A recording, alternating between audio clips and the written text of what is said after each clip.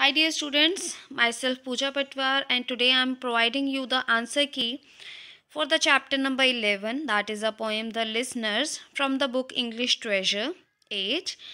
Today I'll be discussing the bookwork as well as the question answers of this chapter. So first of all we are having reading comprehension. First is tick the correct answer. First question is where had the traveler come? So where he had come to a dwelling in a forest में कोई रहता था, living place थी जहाँ पे कोई रहता था, वहाँ पे वो आता है. why had the traveler come to the place?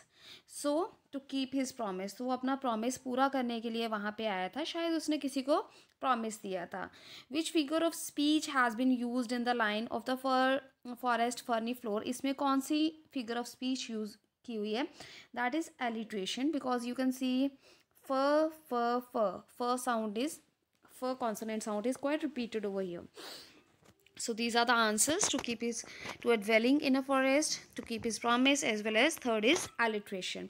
So next we are having the question answers. Answer these question. What do these suggest in the poem of the forest ferny floor? इसका क्या मतलब है? These suggest that nobody has been to the forest in a long time. तो बहुत time से वहाँ पे कोई नहीं आया था. It is green and overgrown. वहाँ पे फ्लोर पे बहुत ज़्यादा, मतलब जो फ्लोर था वो बहुत ज़्यादा वहाँ पे ग्रास था. उससे पता चलता है कि कोई वहाँ पे आया नहीं था. The bird evidently has a nest in the turret and is startled by the traveler's cry after being used to silence. So bird से हमें पता चलता है कि शायद उसका टरेट में नेस्ट है एंड वो हैरान हो जाता है, चौंक जाता है, स्टार्टल्ड हो जाता है ट्रैवलर की क्राई से जब उसकी आवाज़ वहाँ पे गूंजती है. नेक्स्ट इज द टरेट से हमें क्या पता चलता है? The turret suggest that this mysterious house is a huge impressive one, कि ये जो घर है ये बहुत बड़ा है, right. Next is what sign of life are depicted in the poem? The bird is a sign of life. तो बर्ड से हमें पता चलता है बर्ड किसका साइन है? लाइफ का. End of course the traveller and is grass eating horse. तो ये से लाइफ मीन्स जिंदा इंसान, राइट. तो बर्ड एक लिविंग एग्जाम्पल है, ट्रैवलर एक लिविंग एग्जाम्पल है, ग्रास ईटिंग हॉर्स जो लिविंग एग्जाम्पल है. The stillness too seems alive somehow for the traveller, feels it answering his cry. तो इवन जो साइलेंस है, चुप्पी है, वो भी किसी ना किसी तरह से जिंदा नज़र आती है, क्योंकि वो उसकी क्राई को आंसर कर रही है, मतलब कोई उसको रिस्पॉन्स नहीं दे रहा. The words he speaks echo through the shadowiness of the still house. ये वर्ड से हमें साइंस मिलते हैं कि जिंदा है, लाइफ है वहाँ पे. Who do you think the listeners are? Why are they phantom like? They seem to be the people who once lived in the house and are now dead. Listeners कौन है? ऐसे लोग जो पहले घर में रहते थे और अब मर गए हैं. They remain in their former residence however as shadowy mysterious figures. Okay, next part we are having read these lines from the poem and answer the questions that follow. Stood thronging the faint moonbeams on the dark stair that goes down to the empty hall, hearkening in an air stirred and shaken by the lonely traveler's call. So who stood thronging on the stair? And why was that stair dark? The host of phantom listeners stood thronging on the stairs. The stairs are dark because nobody human inhabits the house. Therefore, there is neither candle nor lamp to light the stairs. क्योंकि वहाँ पे कोई रहता नहीं है, सो वहाँ पे बिल्कुल भी रोशनी नहीं है, तो स्टेयर्स पे डार्कनेस है. Next is what is the meaning of the word harkening? Who was harkening? Harkening का मीनिंग क्या है? Listening. The listening of the title, the listeners of the title who are phantoms were listening to that voice from the world of men. Who stirred and shook the air? What does stirring and shaking of the air suggest? The voice of the traveler stirred and shook the air. The stirring and shaking suggests that the air was so still that even a little sound could cause it to move. Use the adjective lonely in your sentence. She's an only child and often feels lonely.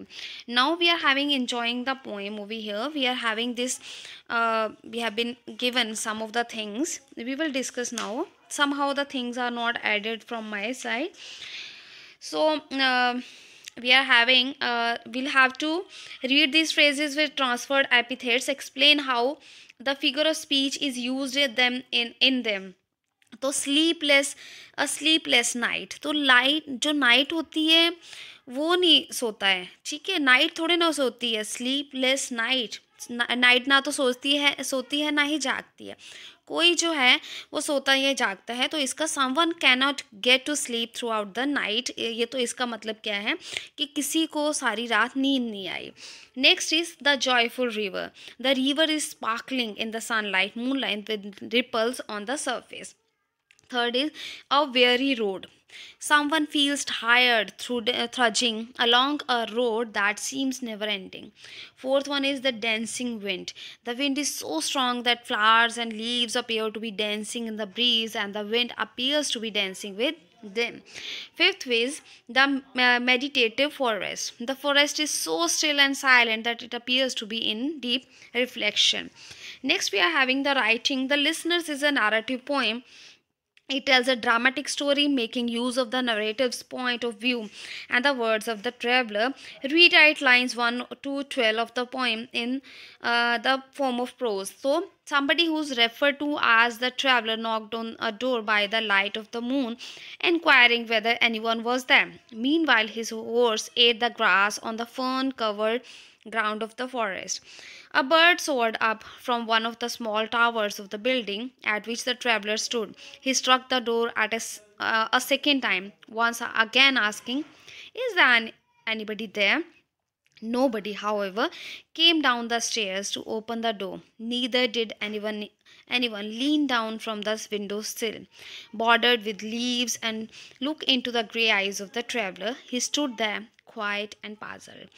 Next, we are having the summary of the poem. The listeners describes a traveler who has come to knock on a moonlit door in an eerie, unknown place. He has come to keep an unnamed promise and knocks on the door harder and harder, but gets no response.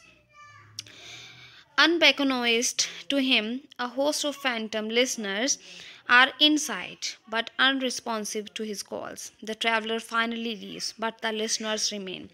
The theme of the poem is the place of man in a universe which is far greater than he and which he can neither connect with nor understand. It focuses on man's state of isolation and his harmony with the natural world, nature, as represented by the horse placidly munching on the grass and the bird, frightened by the man's disturbing clamor, is normally serene. It is only man who is anxious because of his separateness. The traveler tries to overcome his aloneness and establish meaning by fruitless seeking and responsible living. But the natural world remains unyielding in keeping its distance, and the traveler continues on alone. So, this was the answer key for chapter number 11. That was the listener poem. I'll be providing the rest soon. If you like this, if the things are clear to you, please do tell me in the comments, and like and subscribe to my channel.